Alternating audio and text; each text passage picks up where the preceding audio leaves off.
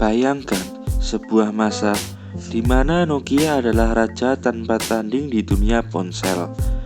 Pada tahun 2003, mereka mencoba sesuatu yang belum pernah dilakukan sebelumnya, yaitu menyatukan ponsel dan konsol game dalam suatu perangkat. Inilah Nokia N-Gage, perangkat revolusioner yang nyaris jadi masa depan, namun malah jadi pelajaran mahal tentang ambisi dan kegagalan.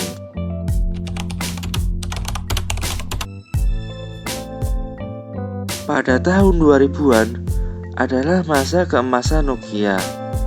Mereka bukan hanya memimpin pasar, tapi mendominasi dengan inovasi mereka. Namun, pada saat itu, pasar game portable dikuasai oleh Nintendo dengan Game Boy Advance sebagai rajanya. Nah, pada saat itu Nokia melihat peluang. Mengapa mereka tidak membuat perangkat yang bisa menelpon dan main game sekaligus? Dari ide itulah Nokia N-Gage lahir, sebuah ponsel cerdas yang ingin menjadi Game Boy pembunuh.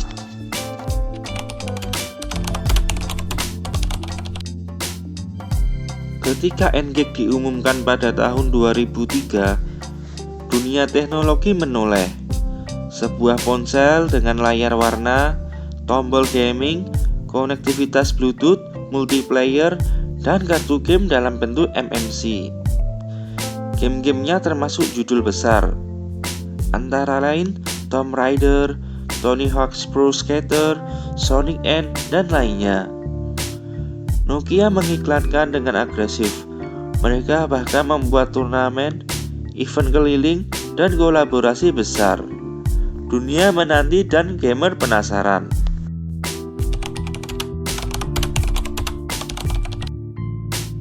Tapi ketika akhirnya rilis, masalah demi masalah muncul.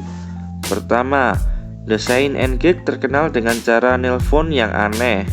Harus menempelkan sisi ponsel ke pipi seperti taco. Karena itulah publik menjulukinya Taco Phone.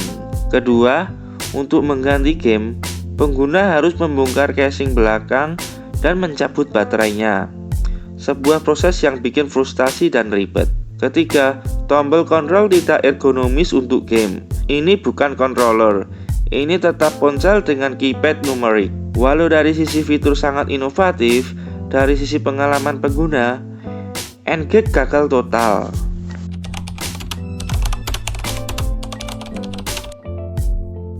Nokia hanya berhasil menjual sekitar 3 juta unit N-Gage, jauh dari pasar ambisius mereka. Melihat kegagalan ini, Nokia mencoba merilis versi revisi, yaitu N-Gage Kidi pada tahun 2004. Desainnya diperbaiki. Kini tidak perlu lagi lepas baterai untuk ganti game, dan cara menelpon sudah normal.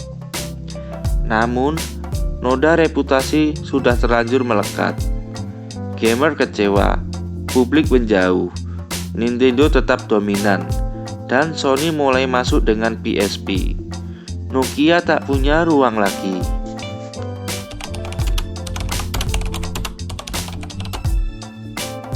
Meski gagal secara komersial, N-Gage adalah bukti berani Nokia untuk berpikir ke depan.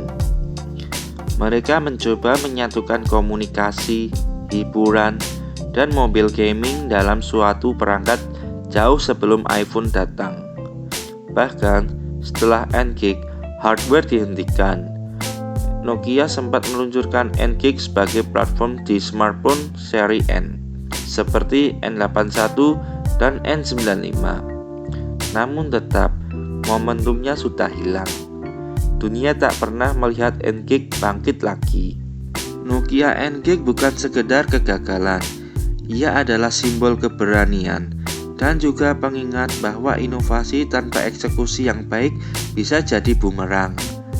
Tapi untuk mereka yang pernah memilikinya, N-Gage adalah legenda, unik, berani, dan tak terlupakan. Dulu N-Gage mungkin terlihat aneh, tapi siapa sangka sekarang justru jadi barang kolektor. Dunia teknologi memang penuh kejutan. Klik like-nya dan subscribe biar nggak ketinggalan cerita seru lainnya. Sampai jumpa di episode selanjutnya, di mana kita akan membahas lagi kisah-kisah menarik dari dunia teknologi dan sejarah lainnya.